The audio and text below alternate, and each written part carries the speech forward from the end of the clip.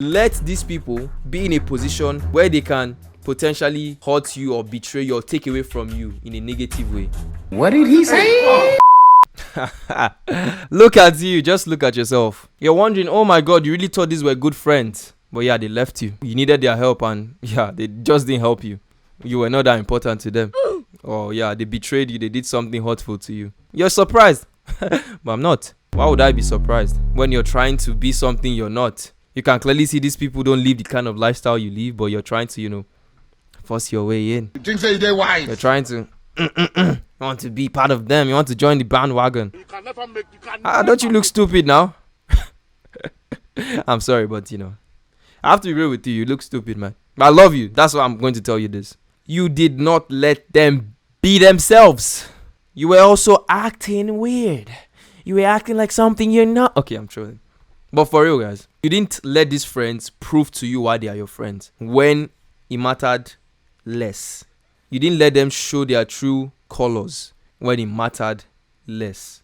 Baby steps, just the way you take baby steps to that main goal, you should take baby steps with these friends. And I'm not saying, no, you should be putting your friends to the test and all. No.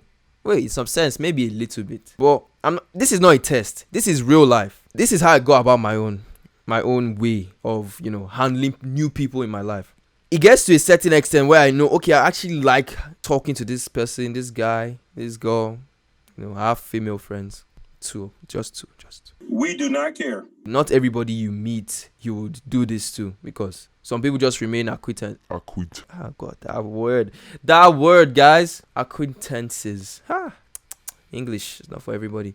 But anyway, some people just remain really platonic people in your lives. Those are not the people you should do this with. Do this with people that you think you actually connect with, or it seems to you like, okay, there's a connection somehow. I literally just said the same thing, but you get the point. Like, you find yourself always resonating with these people more.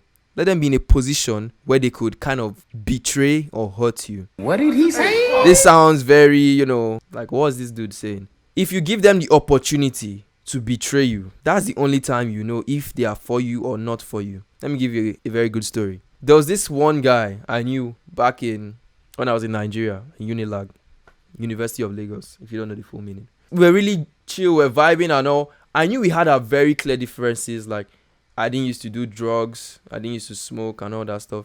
He probably did a bit of that. It wasn't as obvious as the other guys that would smoke and shit like that. But he did some of it, and he was the kind of, he resonated with, all those party club kind of, settings, and of course liked girls a lot back then, like women, and so we had our differences, but this guy was like, we connected on a very nice level, So me as a person, I always give every single person I meet 100% trust. Why do I do that? Because it's a new human being you just met. Why should you, assume, even if people gave you, takes on what they are, yeah, keep those takes behind your mind. Trend safely, right? But trust them 100%.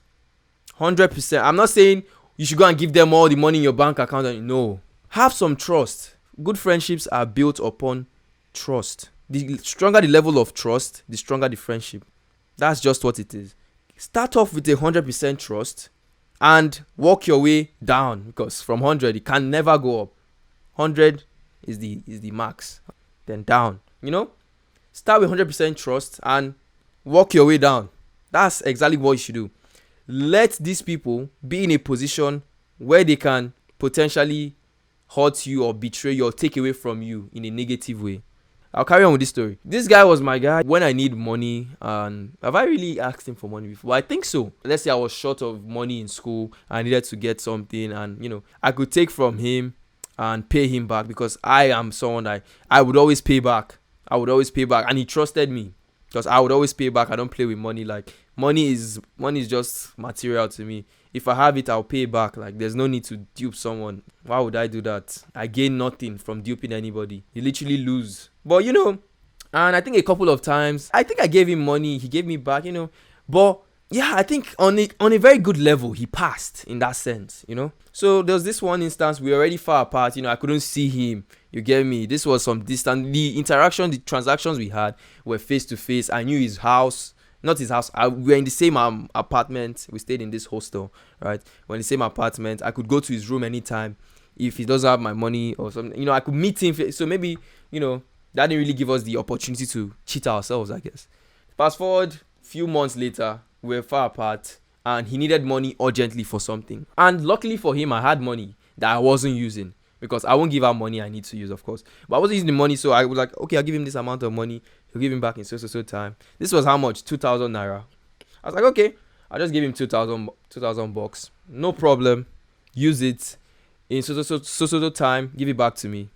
No problem. 1 week later, I text this guy. He's not responding. I call this guy. He's not picking up. I start laughing. Because if it's because of the 2,000 naira I gave him, I gave you 2,000 Nigerian naira. It wasn't $2,000. 2,000 Nigerian dollars was enough for me to tag you as someone that is, you know, not trustworthy, someone that is not worth being a friend. Just 2,000 naira. Think about your life. Are you guys that cheap? 2K. There is one thing if he took 2 million naira from me and disappeared. And there's another thing, if 2,000. Do you know the amount of... I'm not like... Just think about it. If I can give you 2,000 out of nothing, don't you think I'll give you more in the long run? Stupid. At least wait a while. Wait a while. Let me give you some more money. Then you disappear with the money. That makes sense. 2,000 naira, guys. Check the value of naira right now. Back then, of course, it was a bit higher. 2,000 naira. This guy ran away with. We're no more in contact because of 2,000. It's not like I'm not in contact with him. I tried to reach out to him till today. I can pick up the phone and call him. Of course, I won't call him now because we just don't talk anymore. Like, it's just what it is. But back then, I'll see his status, I'll reply, I'll respond, even though he was owing me money. What is money that you... It's funny, but back to the point. Because of that test, I lost 2,000 naira. But it could have been worse.